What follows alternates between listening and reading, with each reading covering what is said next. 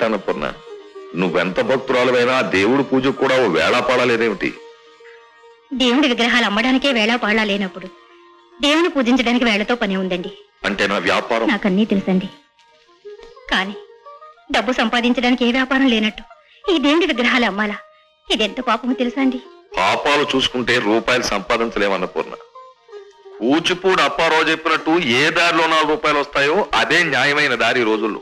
ఏమైనా దేవుడి మీద వ్యాపారం అంటే నాకెందుకో భయంగా ఉందండి. కూచిపూడి అప్పారావు చెప్పినట్టు వ్యాపారం అన్నాక లాభ నష్టాలే చూసుకోవాలి గాని పాప పుణ్యాలు లెక్కేసుకుంటే పకీర్లం అయిపోతాం. అయినా నేను చేసే పనిలో ఓ తొలమెత్తు పాపం ఉందనే కదా ప్రతి సంవత్సరం వెంకటేశ్వర స్వామికి భక్తితో తలనీలాలు సమర్పించి మరీ వస్తున్నాను. ఇంకా నా అకౌంట్ లో పాపం ఎక్కడ మిగిలి ఉంటుంది పిచ్చిదా? ఏమిటి రోయ్, తెల్లారకుండానే రెడీ అయిపోయా, ఏమిటి కథ? నన్ను నాగలాపురంలో గవర్నమెంట్ డాక్టర్ గా పోస్ట్ చేశారు నాన్న. ఇప్పుడే ఫస్ట్ బస్సుకు బయలుదేరుతున్నాను. ఈ సంగతి నీతో చెప్పాలని వాడు 2 రోజుల నుంచి ప్రయత్నం చేస్తున్నాడు. కానీ నీ కొడుకుతో మాట్లాడే తీరుబడి దొరికితేగా. సర్లే, ఇప్పుడు కలిసాం కదా.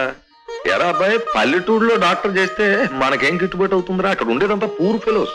నేను డాక్టర్ అయింది కేవలం డబ్బు సంపాదించడానికే కాదు నాన్న.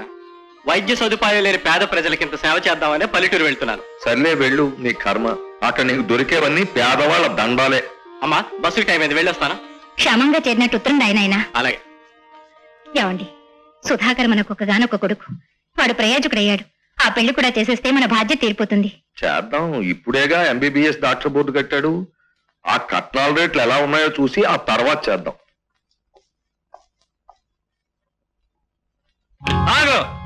ఎందుకు? నిన్ను మా రామస్వామి గారు పిలుచురమ్మన్నారు. ఎవడు పిలిస్తే వాడి ఇంటికి తోకాడించుకుంటూ రావడానికి నేను నీలాగా కుక్కను కాదురా. ఇప్పుడు నా మాట కాదంటే నిమ్మకాయ పిండేటి పిండేస్తానంటావు, అంతేగా? వేళాకూలంగా ఉందా? మేము ఎంతమంది ఉన్నామో చూసావా? 100 పొలలున్న చీపురు కట్ట కంటే ఒక్క బాణాకర్ర బలమైందిరా పుస్కి.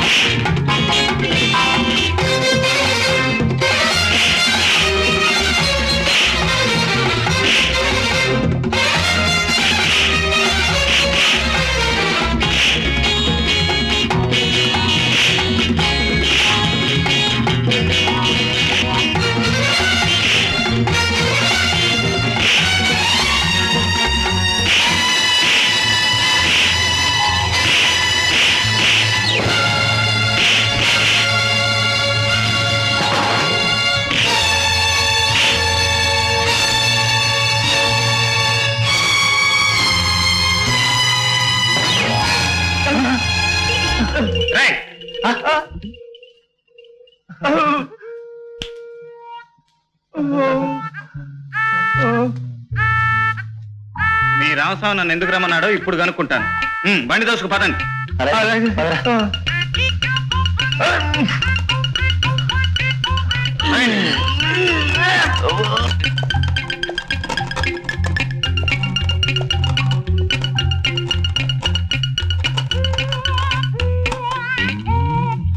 ఇదేమిటి? అయ్యయ్యో, లారీ కింద పడ్డ తప్పేలా వీళ్ళు ఇలా చితికిపోయారేమిటి? మీరు రమ్మంటున్నారని బలవంతంగా తీసుకురాబోయారు. బలవంతంగా రావటం అలవాట్లేక నేనే వీళ్ళకి ఇలా మర్యాద చేసి తీసుకొచ్చాను. మంచి పని చేశావు. చూసి రమ్మంటే కాల్చొచ్చే రకాలు వీళ్ళు. ఆ కూచిపూడి అప్పారావు చెప్పినట్టు మన ఇద్దరం దేశ నాయకుల్లా శాంతియుతంగా లోపల మాట్లాడుకుందాం. వస్తావా? పదండి. రా, కూర్చో. పర్వాలేదండి. అదేమిటయా, కూర్చో. నిన్న రాత్రి చూశాను నిన్ను. ఎవరబ్బాయివో, ఏ పని మీద తిరుగుతున్నావో తెలుసుకుందామని పిలిపించాను. నేను తెగిన గాలిపటాన్ని. అయ్యయ్యో. ఉన్న ఊరి నుంచి అయిన వాళ్ళ నుంచి బంధం తెంచుకున్నాను. బ్రతుకు తెరువు కోసం వెతుక్కుంటూ తిరుగుతుంటే మీరు కనిపించారు. అంతేనన్నమాట. అయితే నీకు పోలీస్ డిపార్ట్మెంట్ కి ఏ విధమైన సంబంధం లేదన్నమాట. నేను పోలీస్ మనిషిని కానండి. అయినా పోలీసులంటే మీకెందుకంత భయం? నాకేమిటయ్యా భయం? నేనేమన్నా తప్పుడు పనులు చేసే మనిషినా? అచ్చమైన ఆవు పాల లాంటి స్వచ్ఛమైన బ్రతుకు నాది. బాబు గారు, నాకు రెక్కల బలం తప్ప మరో ఆధారం లేదు. ఏదైనా పనిచ్చి సాయం చేయండి. అయ్యయ్యో, నీ చరిత్ర వింటుంటే నా కడుపు తరుక్కుపోతోందయ్యా. కోదండమని నాకు ఫ్రెండ్ ఉన్నాడు. అతను పత్రిక నడుపుతున్నాడు. అతను ప్రెస్ లో నువ్వు పనిచేయి. నీకే లోటు లేకుండా నేను చూస్తాను. నమస్కారం. రా కోదండం, కూర్చో. నీకు 100 ఏళ్ళు ఆయుష్. ఇప్పుడే నీకు ఫోన్ చేద్దాం అనుకుంటున్నాను. పాపి చిరాయు అని మనం గ్యారంటీగా 100 సంవత్సరాలు బతుకుతాం. ఇతనెవరు? మన బృందంలో కొత్త ఈ సభ్యుడా? కుర్రాడు అలాంటి వాడు కాడు. వజ్రాయుధం కన్నా ఓ రవ్వ ఎక్కువే. ఇతని పేరు ఏం పేరు అబ్బాయి? బంగారండి. బంగారం. ఇప్పుడు తులం 1800 అమ్ముతోంది మార్కెట్ లో. అంత ఖరీదైన పేరు. ఈ బంగారాన్ని నువ్వు కొన్నాళ్ళు దగ్గర పెట్టుకోవాలి. ఏం చేస్తావయ్యా? ఏ పనైనా చేస్తానండి. చేతి నిండా పని ఉంటే అంతే చాలు. అయ్యో, మా ప్రెస్ లో చేతి నిండా ఏమిటి, కాలు నిండా కూడా పని ఉంటుంది. సరే, నువ్వు వెళ్ళి కారులో కూర్చో, నేను ఇప్పుడే వస్తాను. వెళ్ళు.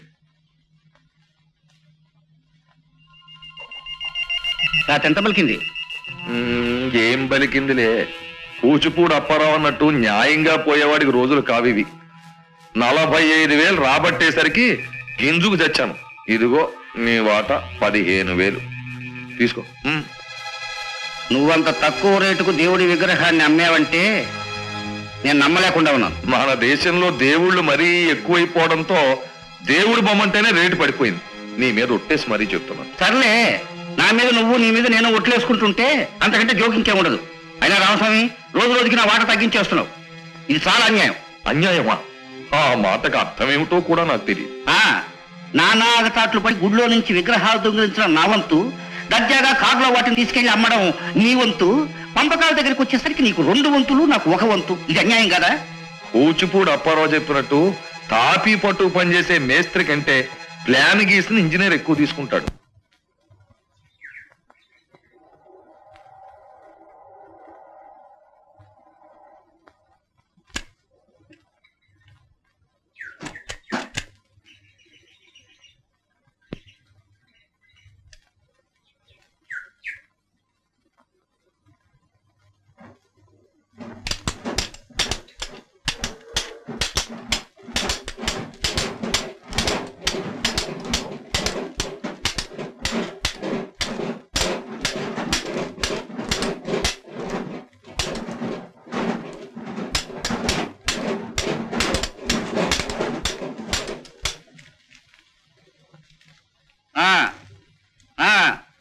ఇదిగో సార్, ఈ రోజు ప్రింట్ అయిన పేపర్.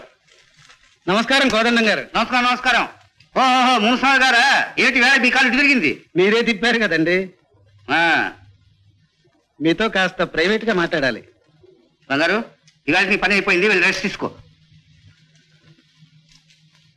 ఇలా మా బతుకుల్ని బజార్కి ఎక్కించడం భావ్యమా చెప్పండి కోదండం గారు? నా పత్రిక పేరేమిటండి? గొడ్డలి. ఎక్కడ అన్యాయం జరిగితే అక్కడ ఈ గొడ్డల దెబ్బ పడి తీరుతుంది.